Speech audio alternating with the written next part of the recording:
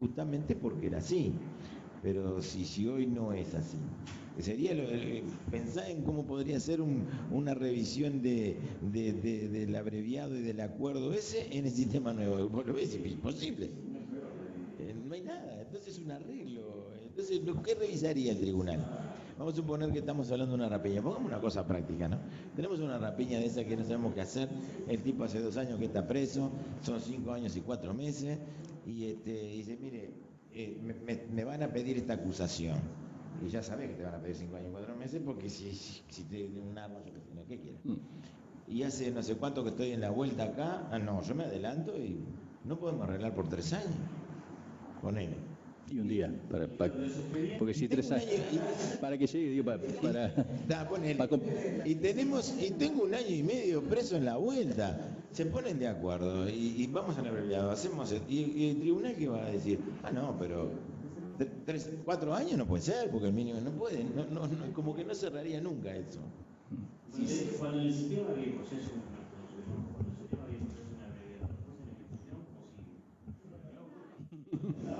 para la próxima.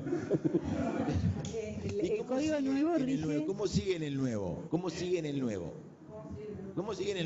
Pensá con tu cabeza, ¿cómo sigue en el nuevo un abreviado? Pues exactamente así va a seguir el otro. Va a ejecución, porque la ejecución, el código viejo rige hasta que haya sentencia ejecutoriada. La ejecución siempre va por código nuevo. El tema es, con esas penas acordadas, cómo insertamos el Instituto de la Libertad Anticipada también. Porque también la pena que yo transfiera, después va a tener eventualmente la libertad anticipada, que la pedirá, no sé qué se verá. Para eso es una acuerdo, sentencia ¿no? de condena. Para poder zafar y ya estoy en condiciones de pedirla mañana o ayer la debe pedir. Y no esperar la revisión del tribunal. No me des ese beneficio. Había una actividad en Paysandú, decía que había un antecedente de muy viejo, creo, de una sentencia de Guillot, que aceptaba un consentimiento de una que era de revisión automática.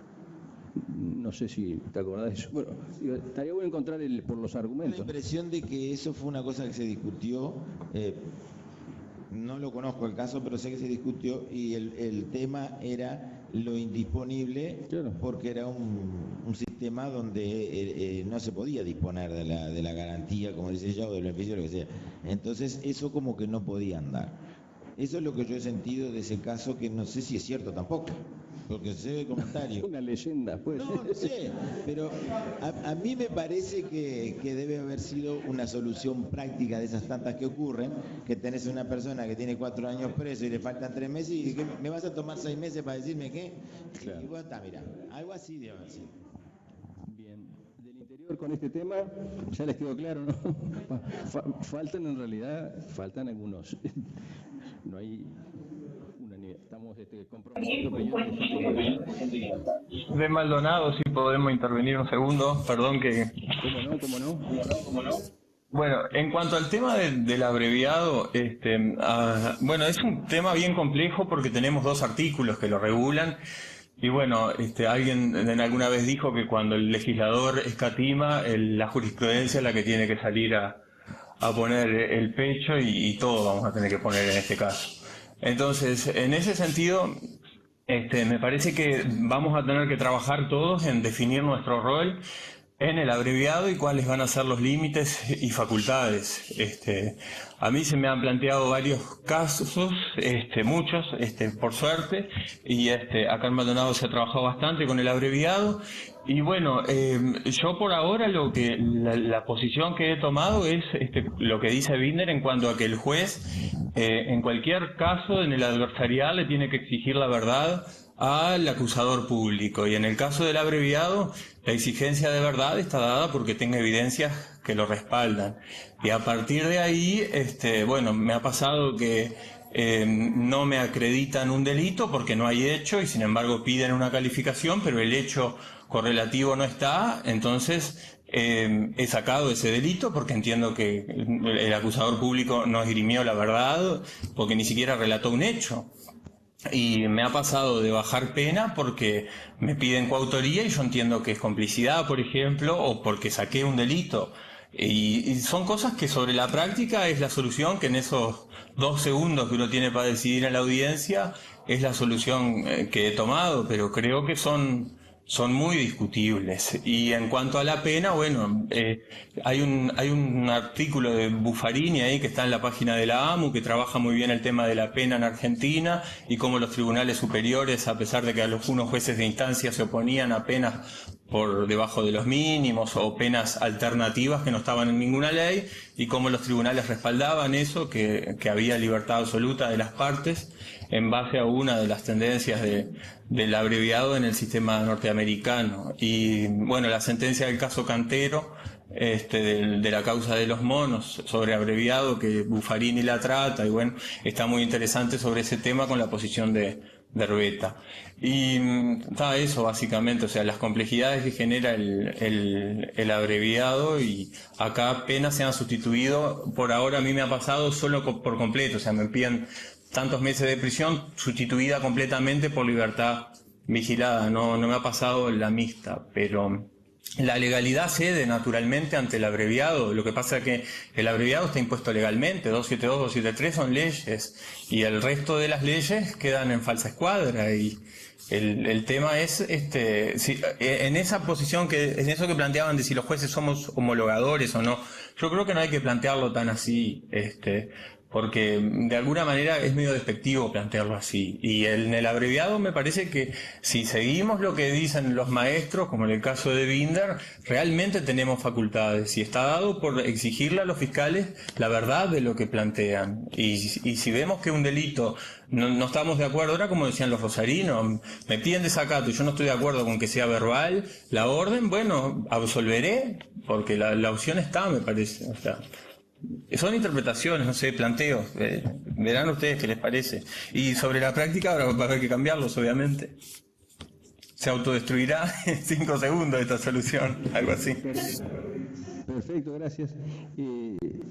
También el tema, pero creo que por acá lo han resuelto sin problemas, es decir, nos han planteado problemas de aceptar acuerdos con penas que son inferiores al mínimo. ¿Se les ha planteado? Sí, no se ha generado problema. Sí, tengo entendido que en un lugar, no me acuerdo dónde, un juez, no se dice, ¿no? No hizo lugar a un acuerdo porque la pena. ¿Y cómo siguió? ¿Acordaron de otra forma? Mitad vigilada y mitad. Pues lo pueden pedir por arriba del mínimo con una parte en libertad. Bueno, si restaron mal el tercio, está. Y ahora le van a pedir por el mínimo, pero... Bueno, pero ese es otro tema que a mí me parece que algunos fiscales, me pareció el otro día, oyendo a Gilberto, que algunos fiscales piensan que se puede llegar al tercio.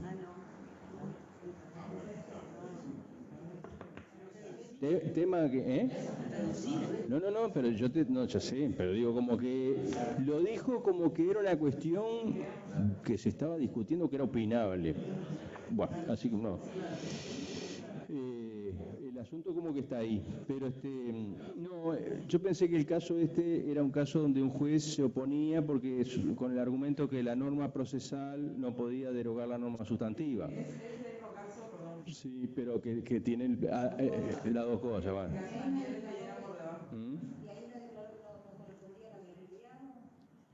Exacto. Sí, que no correspondía. Claro, pero ahí hay dos temas. Uno, que se calculó mal, aparentemente, ¿no? El mínimo, se fue a un mínimo que en realidad no está legalizado por la Fiscalía, y otro es que, suponiendo que el mínimo no fuera el resto, restando el tercio, el argumento de que una norma procesal no puede derogar una norma sustantiva es un argumento débil, porque en el CGP tenemos el 340.2, que deja sin efecto la pretensión si la persona actora no va a la audiencia, o sea que... ¿Dónde está eso? Que no puede haber una derogación. Puede ser que no resulte, digamos, no convenza mucho, pero digo, hay antecedentes en nuestro derecho y no ha habido problemas. Bueno, así que llegamos a un consenso, por lo menos acá, bastante fuerte respecto de temas importantes y complejos. Facultad de la víctima. Acá, Acá hay un popurrí sobre el tema viabilidad de la comparecencia solo del letrado de la víctima. Le admiten la comparecencia solo al letrado sin la víctima. ¿Se les ha dado? ¿No se les ha dado? No vienen las víctimas. Yo he tenido... Y no la extrañan tampoco. No la extrañan tampoco la víctima. Vení, víctima.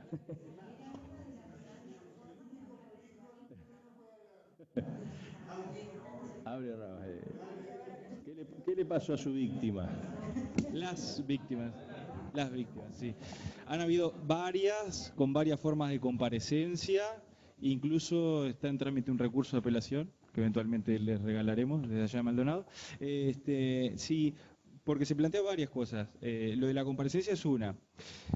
Casos particulares donde ha ido defensa letrada, presentada como tal, o sea, solo postulación, sin mencionar que son representantes de la víctima, que eso creo que sería un tema. Han ido otros esgrimiendo la calidad de representantes en nombre y para actuar por la víctima, pero las situaciones que se han dado, entendí yo que estaban justificadas. Una, porque era un delito relativamente grave, una rapiña, donde habían participado participaron dos personas, ¿no?, como autores de esta rapiña, uno de los cuales fue habido. Este señor que era víctima se tirotea con ellos, lastima aparentemente a los dos, uno no es habido. Tenía mucho miedo de que el que no estaba y no se encontraba fuera y terminara la labor que aparentemente ha habido hacer, además de obtener dinero. El señor obviamente no quiso ir a la audiencia, no se quiso enfrentar con quien sí había sido habido y estaba sometido a proceso, y fue el abogado y nos expuso esa situación. Impedimento físico sin duda no había, el señor estaba sano, física y aparentemente mentalmente también. Lo que sí había un temor fundado. Entendimos que estaba justificada la no comparecencia a esa audiencia, el impedimento en todo caso era psicológico, para poner algún título, y tampoco hubo ningún reparo ni oposición ni de la defensa del imputado, de la participación, eventualmente lo que dijera, y tampoco de la Fiscalía. La Fiscalía incluso le constaba, porque parte de lo que tenía en su carpeta investigativa era esta situación. Eso fue un tema, no recurrió. Otra víctima sí había, que estaba imposibilitada, había sido un accidente de tránsito, donde se formalizó el proceso, incluso se llevó hasta una solución reparatoria. El asunto era qué facultades tenía la defensa letrada que fue, porque el señor estaba accidentado, ¿no?, la víctima en este caso, qué facultades tenía este abogado para plantear el acuerdo reparatorio en la audiencia donde estábamos. Bueno, fue buena la solución del abogado porque lo filmó a su cliente diciendo dónde estaba, la hora que era, bueno, le hizo como una especie de control de incapacidad que no tenía, y bueno, ahí el abogado le hablaba en esa grabación, que no la vi tampoco, pero bueno, buena fe mediante, y la defensa estaba consciente y sabía de este video y lo vio en la Fiscalía también lo tuvo presente, y bueno, no hubo problema, hicimos el acuerdo reparatorio. Pero digo, fue un gran problema porque tampoco uno accede a esa prueba ni a la calidad que tenga esa persona. De todas maneras, se le preguntó a la defensa del imputado si tenía algún reparo con esa situación, manifestó que no.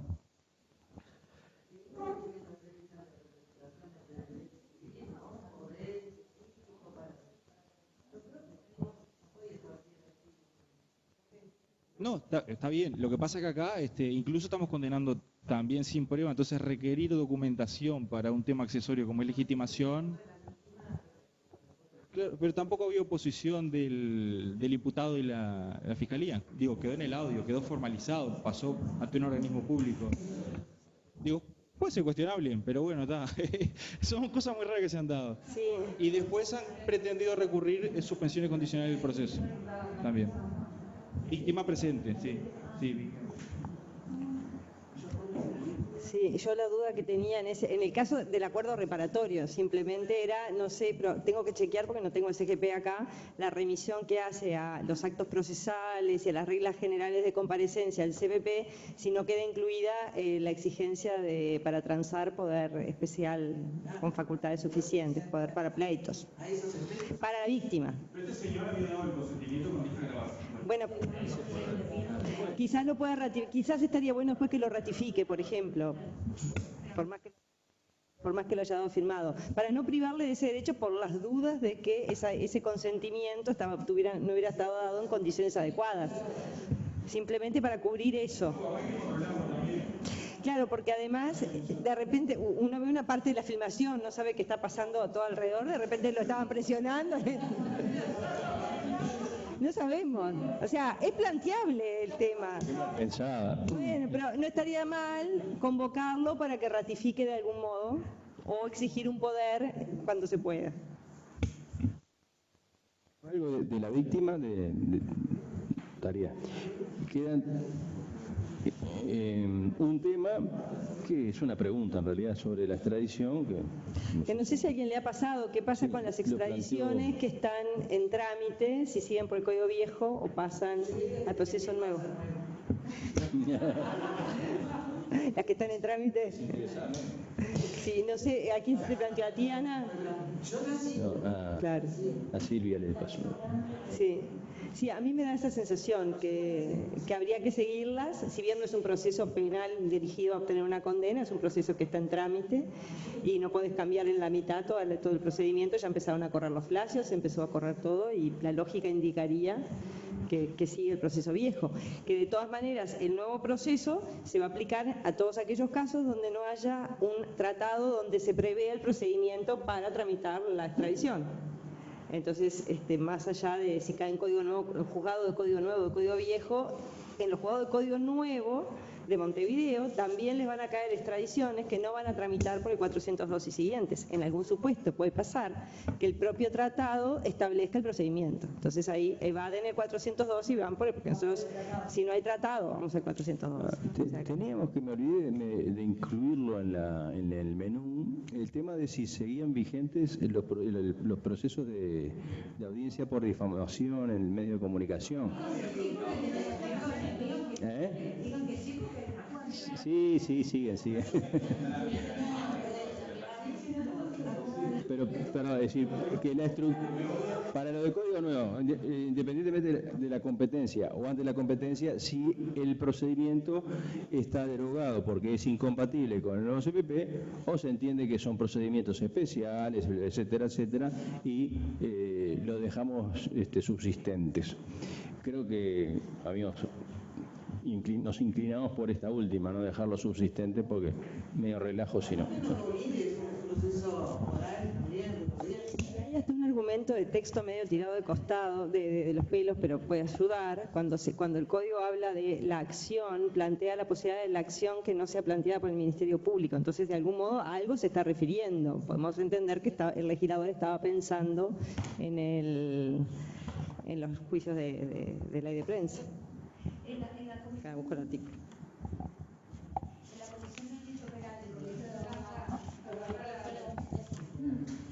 En la Comisión de Derecho Penal del Colegio de Abogados se manejó que determinados parlamentarios estaban buscando opiniones de catedráticos para ver si derogaban, sacaban una ley para derogar la ley de difamación e injuria por un medio de prensa. O sea, lo están tratando, sé que me consta que lo consultaron y, o sea que, contrario censo, pienso que está vigente.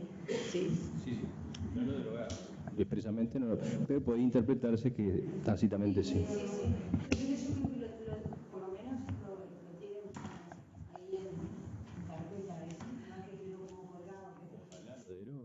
Lo que pasa es que en la comisión que había trabajado para incorporar todas las modificaciones al código, en realidad el Parlamento no analizó todas, analizó algunas. Y fuimos y vinimos tantas veces con este tema que ya no sé qué planteó Fiscalía al Parlamento. Creo que estaba planteado la derogación. Y que creo, pero no me lo tomen porque creo que por eso los legisladores puede ser que lo estén analizando. Pero no, en la medida que no lo resolvieron...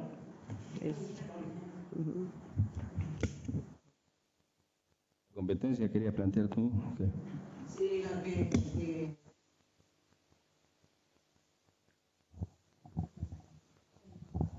Gracias. Andaba un pobre abogado dando vueltas con una demanda que todo el mundo se la rebotaba en los fiscales. ¿PCNT no era? Sí. Sí, lo mandé. La verdad que viene... yo vi difamación, no la pensé mucho. Veo difamación y injuria y digo, ¿qué es esto acá arriba en mi despacho? Difamación e injuria posterior al 1 de noviembre, la denuncia formulada después del 1 de noviembre, y aparecía en el despacho. Digo, ¿por qué tengo esto yo? Esto va a los nuevos. Viene el abogado a hablar conmigo y dice, no, doctora, porque lo llevamos a fiscalía. Era Sandra Goraño, creo que al final que fue la que lo hizo esta nota, porque ella cree que se aplica la ley de prensa, pero con el código viejo. Porque al final este hombre dio tanta vuelta por todos lados con esa denuncia que nadie se la agarraba, que fue a la OSLA y la OSLA dijo, bueno, le voy a asignar a la horda, y la horda dijo, bueno, vamos a hacer esto, para que usted le entre en algún juzgado, vamos a ver la fecha del documento, como se hacía antes, la fecha del documento, y le tocaba 26, o sea, el mío a los viejos. Y bueno, yo le dije que no, que yo entendía que se aplicaba la ley especial, pero en los procesos nuevos, porque se tenía que tomar en cuenta la fecha de la denuncia y no la del documento, porque el documento sería la comisión del hecho ilícito, la eventual comisión del hecho ilícito, y la ley misma prevé que no importa la comisión del hecho ilícito, ¿no? O del eventual hecho ilícito. Así que lo remití en la oficina esta, a la OPEC, y bueno, y no me volvió, y al final creo que lo tomaron. Pero ahora directamente van a la OPEC, los abogados van directamente a la OPEC. Ya pasó. Bueno, esta hora me planteaba la directora actual del CEJU si la mesa se iba a reunir una vez por mes o 2 veces por mes. Le dije que en realidad no lo podía contestar, iba a consultar, que quizás al principio podría haber, se podía justificar que fuera más de una vez por mes, no lo sé. En el caso, entre esta y la anterior, que fue la primera, pasó un poco tiempo, porque había un tema con los que no podían venir. Faltaron, no estuvieron muchos de la tarde, ¿no? Me parece que... no, entonces que lo de la mañana no vinieron, lo de mañana podían venir, ¿no? O sea que, es decir, nosotros fijamos este horario en función de que pensamos que... bueno, está. O sea que siempre va a haber algunos que no van a poder venir. Es imposible. La única solución era los sábados mañana, pero también, bueno, había algunos muchos. No, y acá no, también, están de turno, y acá no hay no tenemos el servicio de informática. Entonces, si no les parece mal, en principio fijaríamos que sería el primer jueves de cada mes a esta hora. Si alguien, si se plantea que una hora o la alternativa mejor, pero, si yo pensaba en el 20, no sé qué día cae el 24, pero no. Pobre Graciela dice, por favor, no. Basta, Pero dos cosas, primer jueves de cada mes, obviamente a partir de febrero. Si en algún tema suscita interés para reunirnos antes, lo planteamos, pero me pidieron la definición, día y hora de reunión de la mesa durante el año para tener, digamos, previsión de salón, todas esas cosas. Entonces quedamos en este día, jueves primero, y si hay algo urgente nos juntaremos, gestionaremos una reunión. Y va a haber más jurisprudencia, va a haber más casos, y por supuesto que por mail se pueden plantear cuestiones y nosotros en la medida que podamos y también consultamos, ¿no? O sea que nosotros no nos largamos a decir lo que nos parece a nosotros, estamos a las órdenes. Y también para como se dice, para nutrir de inquietudes para la próxima, que sea el primer jueves del mes de febrero, después de las vacaciones. Así que bueno, nos veremos con muchos de ustedes en la fiesta de mañana. Sí. ¿Salió? Bueno. ¿Juez de familia o familia especializado? Bueno, los que estamos acá festejamos. Pero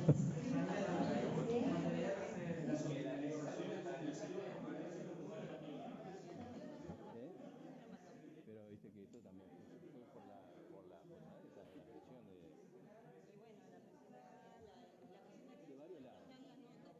Ah, sí, pero yo bien me dijo que está estudiando. Yo dije al principio de que venía vos que también. Así que está, yo me alegro que...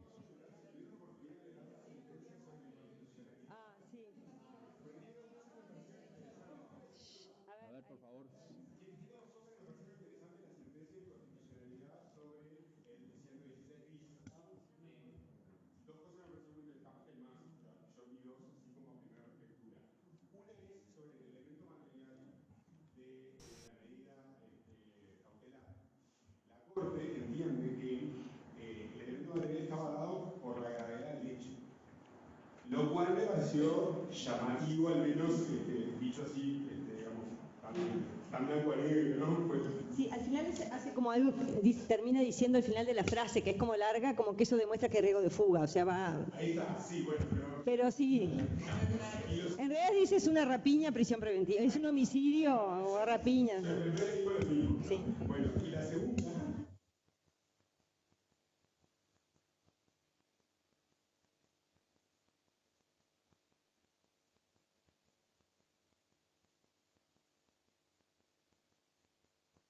La formalización. La formalización es...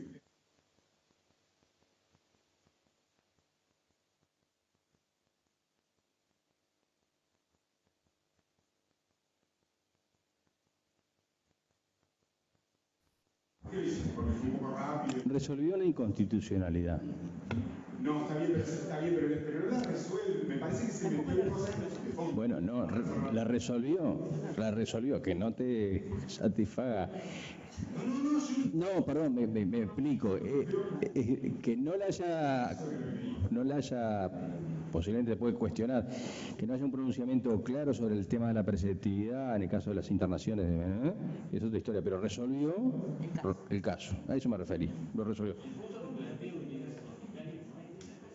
Lo que tienen que decir es que corresponde la privación de libertad por tal. Ese fue el mensaje principal. Clarísimo.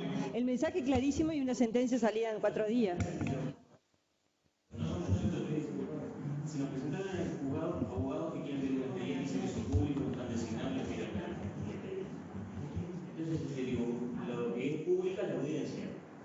Si alguien quisiera venir a buscar la pista de la audiencia, lo que hace la prensa, pero el expediente, de vuelta un traslado de la acusación, la fiscalía presentó toda una carpeta investigativa por documentos. El expediente digo, no sé qué piensan ustedes, pero el expediente entiendo que, no estoy hablando de si está reservado, sino que me parece que el expediente dejaría de ser reservado cuando hay sentencia ejecutoriada o ante archivo definitivo, pero antes, cuando está en trámite, parece. Es que yo no...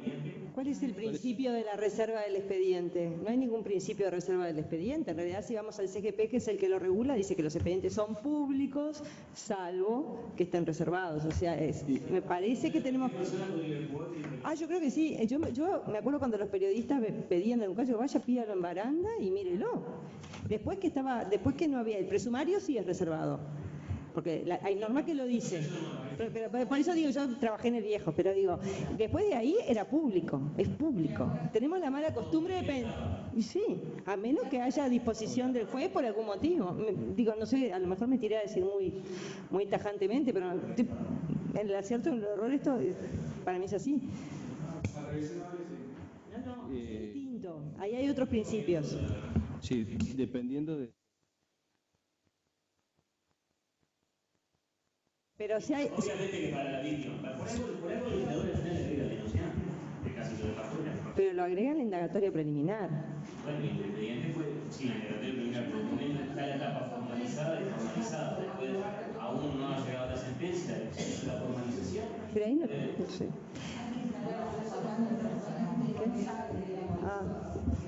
No sé. Para el interior se plantea acá el tema de la reserva o no reserva para cualquiera, no autorizado, de las actuaciones de Código Nuevo. Pero actuaciones judiciales, para la indagatoria está... Sí. Actuaciones judiciales, pero ¿qué actuaciones judiciales? ¿Y la audiencia de formalización cómo la entienden? ¿Es pública o no? Pública, sí. Y bueno, pero lo único que van a tener es la audiencia de formalización y a lo sumo actuaciones reservadas porque pueden haber pedido alguna medida reservada que no está en la audiencia de formalización. Después, ¿qué más hay en ese expediente? Hasta la acusación. Digo, no tampoco, pero digo, porque por pensar que estamos en la misma etapa de la indagatoria que sigue, la investigación que sigue hasta la acusación.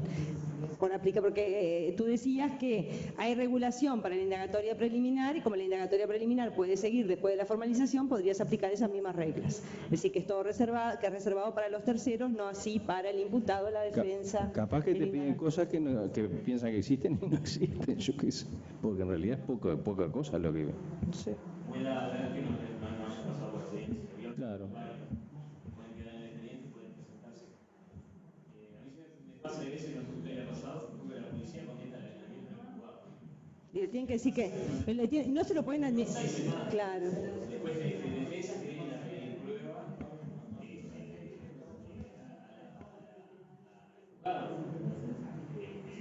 Entonces ahí se han presentado, si simplemente la arregló, se la mandó a la fiscalía, porque no la tienen por integridad, fue una audiencia, se abrió para tratado de explicar que las pruebas que estaban pidiendo, si la fiscalía, parece que la directiva decía de que tiene que ser totalmente manifiesta, una prueba para no darla, sino simplemente sirve. Pero bueno, ahora puede haber cosas, por ejemplo, de la acusación,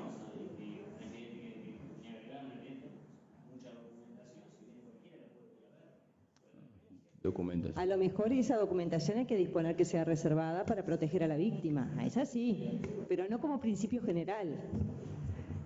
Me parece, pero no sé, traspolando las disposiciones civiles a penal, porque el CPP no dice nada. La audiencia pública, la demás, porque la audiencia es expediente, el juzgado deja abogados sin tener los expedientes, que no están designados, porque lo quiero dar, porque yo voy a estar, Pasa que quieren ver si toman el caso, ¿sí? Piden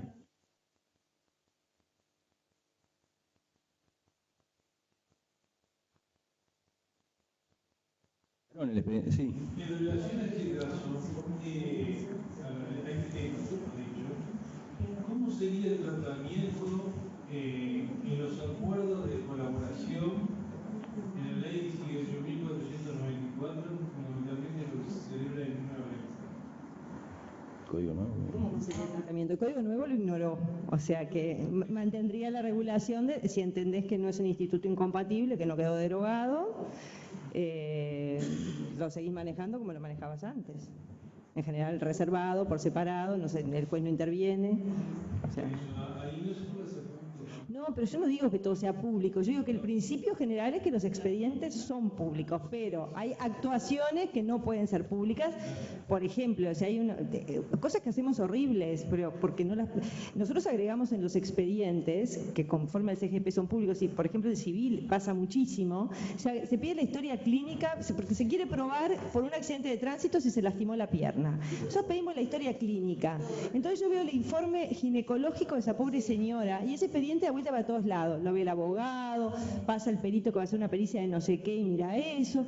O sea, eso no debería ser público, pero lo demás, los escritos y lo que el juez provee es, ¿por qué no es público? El principio general es la publicidad conforme al CGP. Y en lo que es formalidades, el CPP lo que no regula se va al CGP. No me acuerdo si en ese punto en concreto, me hice un listado en casa de qué sí, qué no, pero no lo traje, les pido disculpas, no me acuerdo ahora, pero como principio general, si estamos hablando de un proceso transparente y público, lo que está ahí parecería que salvo que haya que guardar reserva por algún motivo justificado, debería ser público. Por supuesto, un acuerdo de colaboración no. Lo que contaba, si hay algo que no está proveído todavía, tampoco. Si hay un plazo corriendo para la parte, no voy a estar notificando o comunicando indirectamente. O sea, todo eso no. Pero cuando está ya todo resuelto, es un tema de control de la actuación de la justicia, me parece, de transparencia. Pero, no sé, puede ser discutible. Yo sé que hay mucha gente que entiende que no y no se muestran los expedientes, pero...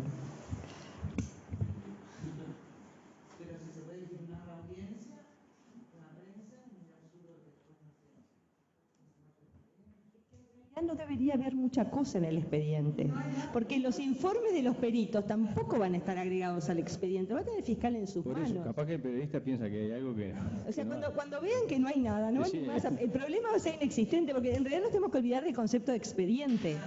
porque no va a haber expediente, porque ese informe que va a hacer el forense lo va a introducir en la audiencia de juicio. Sí, es un problema de la fiscalía.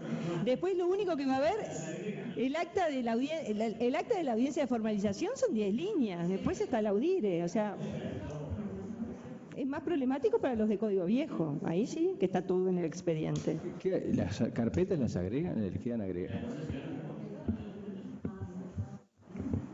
No deberían. No deberían, ¿no?